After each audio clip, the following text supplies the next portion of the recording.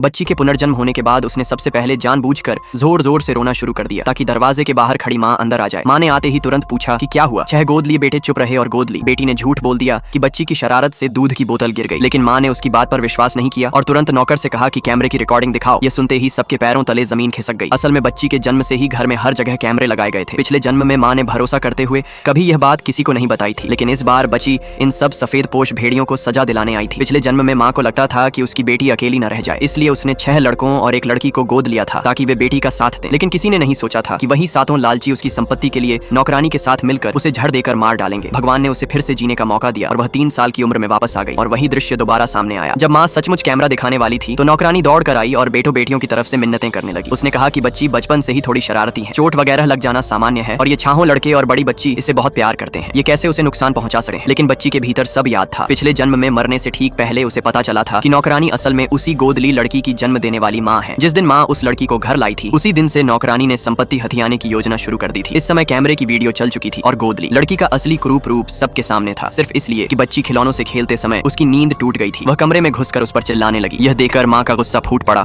और उसने बिना एक पल गंवाए उसे थप्पड़ मारकर घर से निकाल दिया। छाहों लड़के घुटनों पर गिरकर उससे दया की भीख मांगने लगे। तब माँ ने उन्हें 2 विकल्प दिए, या तो वे उसे अभी बाहर भेज दें या फिर खुद उसके साथ चले जाएं। आराम की जिंदगी छोड़ने की हिम्मत किसी में नहीं थी, इसलिए वे बस देखते रहे और लड़की को बाहर जाना पड़ा। लड़की के जाने के बाद नौकरानी गुस्से से भर गई, लेकिन कैमरों के कारण वह कुछ कर न सकी और रसोई में चली गई। थोड़ी देर बाद जब वह खाना लेकर आई तो बच्ची ने जानबूझकर कटोरा गिरा दिया और उसकी महंगी रेशमी पोशाक गंदी कर दी। बच्ची बोली, माँ के न होने पर तुम उनकी कपड़े चुपके से पहनती हो, अब बताओ ये कैसे छिपाओगी। नौकरानी घबरा गई और तुरंत छहों लड़कों के पास सलाह लेने गई। तभी बच्ची ने कमरे से गोद ली। लड़की की आवाज सुनी। पता चला कि वे सब उसे बाहर की कठिनाइयों से बचाने के लिए चुपके से कमरे में छुपाकर रखे हुए थे। बच्ची माँ को बताने वाला फोन करने ही वाली थी कि पीछे से नौकर आ गया और उसकी हालत देखकर पूछने लगा कि क्या हुआ। उनकी बात सुनकर कमरे में छुपे लोग घबरा गए और लड़की वॉशरूम के पास छुप गई। लड़के नौकर को रोकने के लिए दरवाजे पर खड़े हो गए, लेकिन बच्ची ने अचानक अलमारी खोल दी और लड़की बाहर आ गई। अब जब सबूत सामने था, लड़के बदतमीजी पर उतर आए और कहने लगे कि वही असली बड़ी बेटी है और नौकर को उसे छूने का हक नहीं। बच्ची ने डरने का नाटक किया और नौकर के पीछे छिप गई। लड़की गुस्से में उस पर झपट पड़ी। नौकर ने तुरंत उसे पकड़कर चेतावनी दी और कहा कि इस घर में सिर्फ यही बच्ची मालिक है, बाकी सब नौकर हैं। फिर उसने लोगों को बुलाकर उस लड़की को घर से बाहर फेंक दिया और 2 बड़े लड़कों को सजा भी दी। अपनी बेटी की बेइज्जती से बौखलाई नौकरानी अगले दिन बदला लेने के लिए बच्ची के खाने में जहर मिलाने लगी। बच्ची समझ गई कि अब वह उसे मारना चाहती है और वह इंतजार नहीं कर सकती, इसलिए अगले दिन मौका मिलते ही वह घर से भाग गई। छहों लड़के बदनामी के डर से उसके पीछे दौड़े। बच्ची कहीं छुप नहीं सकी तो बगीचे में रखे ट्रैम्पोलिन पर चढ़ गई। तभी उसे माँ की बात याद आई कि पड़ोस में रहने वाला आदमी बहुत गुस्सैल है और उसे कभी भी उसके पास मदद मांगने नहीं जाना चाहिए, पर अब उसके पास कोई और रास्ता नहीं था।